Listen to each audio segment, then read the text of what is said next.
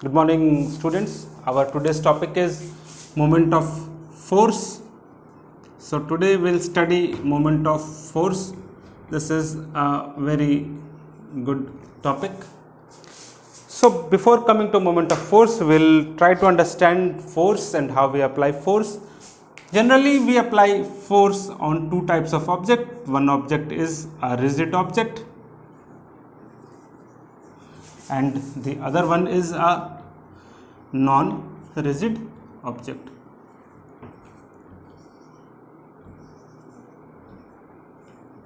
So what is a rigid object and what is a non-rigid object? This is a very basic topic. Now, rigid object, any object that has a fixed shape and a fixed size is called a rigid object, that cannot be changed or altered. Any object that shape is not fixed, कोई भी ऐसा object जिनका shape fix नहीं होता है, जैसे आपके घरों में होता है आटे का गोला या फिर स्पॉन्ज, जिसे आप अलग अलग पर्पसेस में यूज़ करते हैं, तो वैसे ऑब्जेक्ट्स को हम लोग कहते हैं नॉन रिजिड ऑब्जेक्ट, जिसका शेप जो है वो फिक्स नहीं होता है.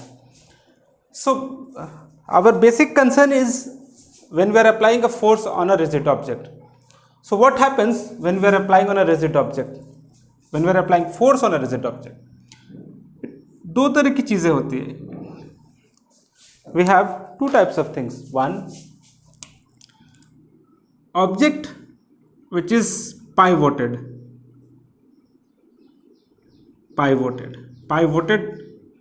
object, and the other one is a non-pivoted object. The object which is pivoted, it means it is fixed somewhere. किसी एक जगह पे ये फिक्स किया होता है. नॉन पाइवोटेड ऑब्जेक्ट का मतलब होता है the object कहीं पे भी फिक्स नहीं, it is free to move and it moves according to the force that we are applying on it.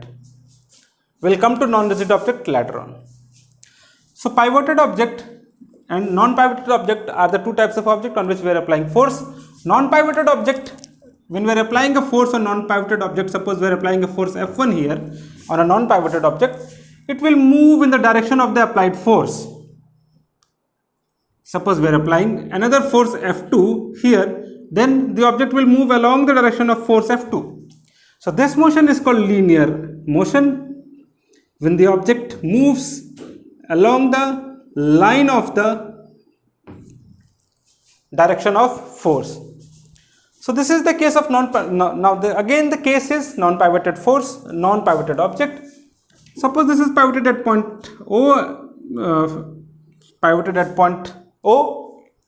we are applying a force F1 here. The object will move, but the question is, how will the object move? In this case, the object will not move in the linear fashion, it will show a turning effect. The object will turn, ये घूम जाएगा. The object will rotate, it will show a rotational motion.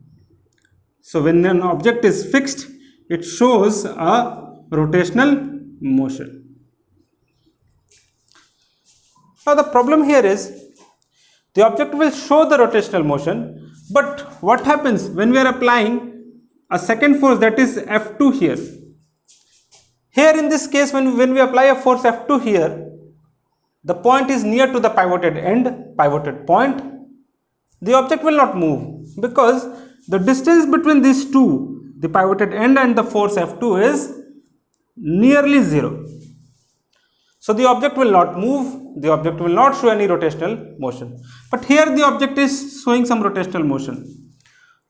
So now our basic concern is this one, we will come to it. Now again, this one, non-rigid object. What will happen when we apply force on a non-rigid object? When we apply a force on a non-rigid object, it will change its size. Sponge, जब आप किसी sponge को force लगाते हो, उसका size change हो जाता है, उसका shape भी change हो जाता है. These two things generally happen in case of a non-rigid object. Its shape and size changes. So now again coming back to our topic, which is rotational motion. This rotational motion, I am again drawing the diagram for you for your convenience. This is the pivoted end, this is O. We are applying a force F1 here, we are applying a force F2 here. When we are applying a force F2, object does not move. Object does not move. When we are applying a force F1, this object shows rotational motion. This object which is showing rotational motion, is because of this moment of force. It is generating moment of force, it is generating a turning effect.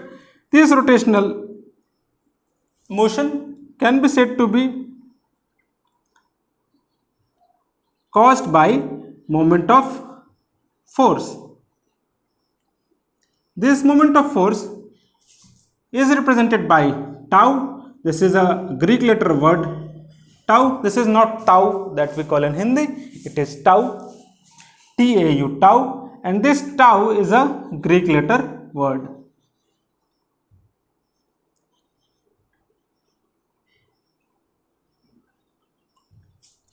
Now our major concern here is why this object is moving when we are applying force F1 and this object is not moving when we are applying a force F2. This moment of force, that is tau, this moment of force that is generated, or the rotational motion that is generated in the object, that is tau, is because of the applied force, and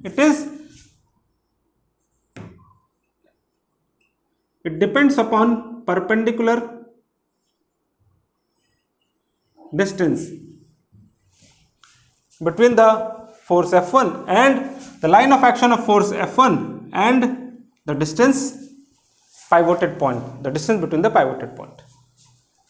This tau is the product of this F and perpendicular distance. So this tau is product of force and perpendicular distance. In case of F1, when the perpendicular distance is large, the object moves quite conveniently. But when the object distance is less, when the perpendicular distance is less, the object does not move in case of F2.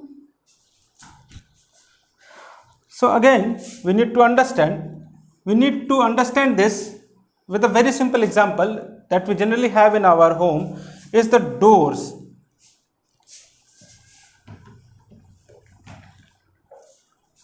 A door that we have in our home is generally hinged at 2 points, and here is the handle of it. When we try to apply a force F1 here, we cannot move the door quite easily.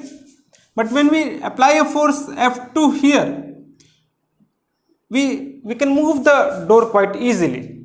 So for easy movement and the swift movement, we need to have a larger distance. That's why the handle in the doors is provided at a larger distance, or the maximum distance, or at the other end of the door. This force F2, when applied at this point, will move the door quite easily. But when we are applying, suppose we are applying a force F here, the door will not move. But when we are applying the force at the farther end, F2 force we are applying here at the farther end, and when we apply a force F2 here, the door moves very easily. So this shows we need to have a convenient perpendicular distance between the line of action of force and the pivoted point. This tau is equal to force into perpendicular distance, that we have called it. This tau is a vector quantity. Tau is equals to F into R, F vector into R vector. This F vector is equals to F into sine theta and cap into R vector. This tau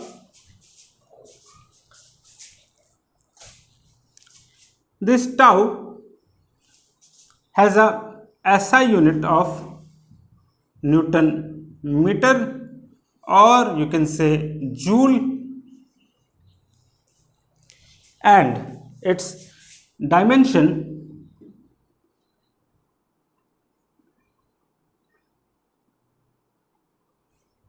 and its dimensional formula is m